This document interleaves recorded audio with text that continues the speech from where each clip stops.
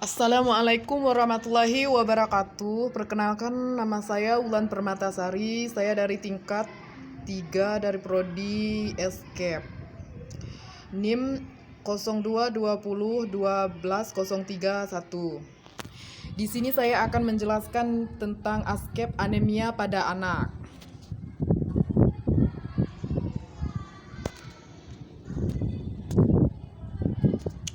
Pengertian, anemia adalah gejala dari kondisi yang mendasari seperti kehilangan komponen darah, elemen tak adekuat atau kurangnya nutrisi yang dibutuhkan untuk pembentukan sel darah merah, yang mengakibatkan penurunan kapasitas pengangkut oksigen darah.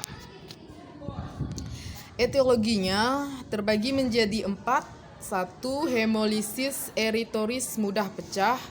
2. Perdarahan. 3. Penekanan sumsum tulang misalnya oleh kanker.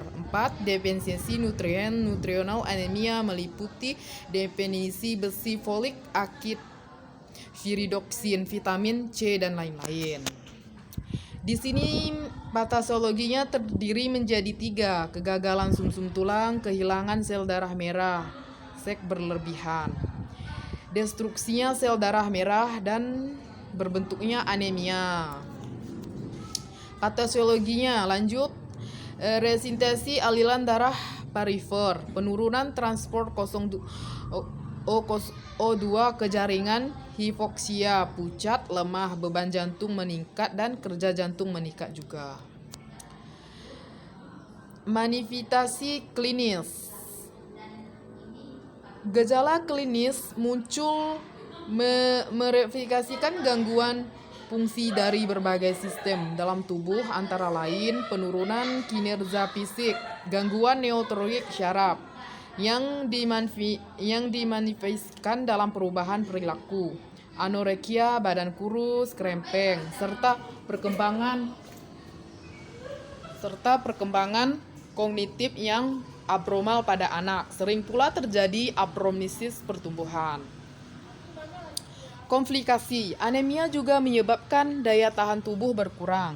Akibatnya penderita anemia akan mudah terkena infeksi, batuk, pilek, mudah flu, atau mudah terkena infeksi saluran napas.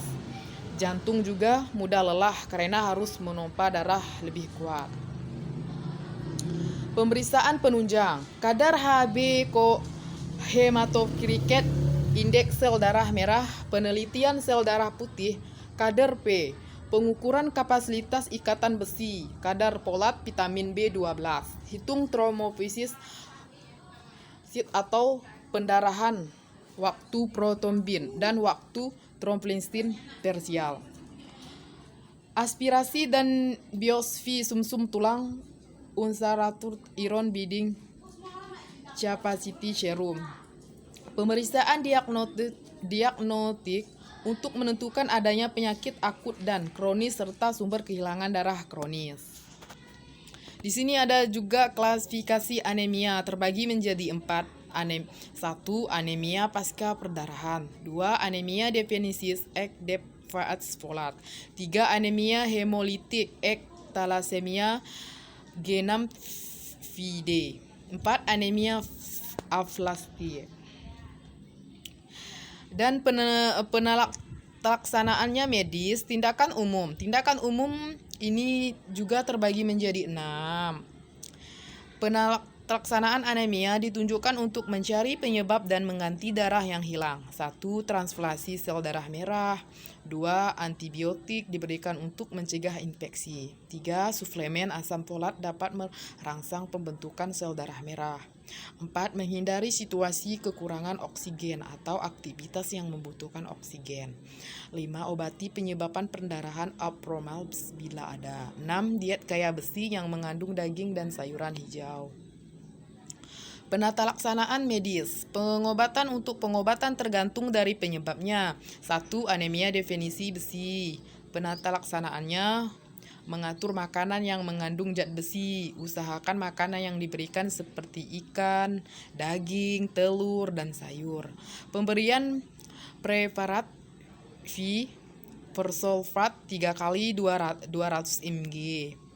hari peroral sehabis makan. Proklogana 3 kali 200 mg hari oral sehabis makan juga. Manajemen keperawatan. 1. Pengkajian. A. Usia anak biasanya pada usia 6 sampai 24 bulan. B. Pucat pasca perdarahan pada defisiensi zat besi, anemia hemolistik, anemia aplastik. C. Mudah lelah, kurangnya kadar oksigen dalam tubuh. D. Pusing kepala, pasokan atau aliran darah kontrak berkurang. Pengkajian. Gangguan cerna pada anemia ini berat sering nyeri timbul, nyeri perut, mual, muntah, dan penurunan nafsu makan. Pika, suatu keadaan yang berkurang karena adanya makanan zat yang tidak bergizi, anak yang memakan sesuatu apa saja yang merupakan akan makanan seharusnya. Pika. Irritable, cengeng, rewel, atau mudah tersinggung. Suhu tubuh meningkat karena dikeluarkannya leukosit dari jaringan iskemik. Diagnosa keperawatan. 1. Resiko tinggi terhadap infeksi berhubungan dengan tidak adekuatnya pertahanan sekunder, penurunan hemoglobin, leukopenia, atau penurunan granulosis, respons inflamasi terkena. 2. Kurang nutrisi dari kebutuhan, berat badan bertindak adekutan, memasukkan sekunder akibat kurang stimulasi emosional, sensoris, atau kurang pengetahuan tentang pemberian asuhan. 3. Intoleransi aktivitas berat badan, gangguan sistem transport oksigen sekunder akibat anemia. Oke, sekian dari saya bacakan presentasi saya dan saya akhiri. Assalamualaikum warahmatullahi wabarakatuh. Semoga apa yang di dalam saya bacakan ini bisa berbagi manfaat kepada teman-teman ataupun kepada saudara-saudara yang membacanya atau terjemahannya. Terima kasih, semoga bermanfaat.